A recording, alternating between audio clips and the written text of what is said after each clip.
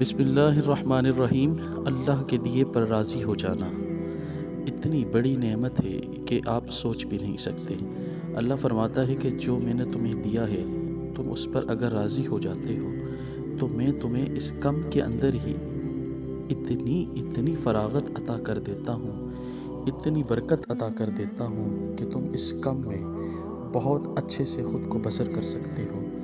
اس تھوڑے کو اللہ پاک بڑھا دیتا ہے۔ اس کی مثال میں آپ کو یوں دے سکتا ہوں، کعبہ شریف میں ایک وقت میں ہی 60,000 لوگ طواف کرتے ہیں، سعی کرتے ہیں، عمرہ ادا کرتے ہیں۔ آپ نے دیکھا ہوگا ایک وقت آتا ہے اسی جگہ پر 60 لاکھ لوگ بھی ہوتے ہیں۔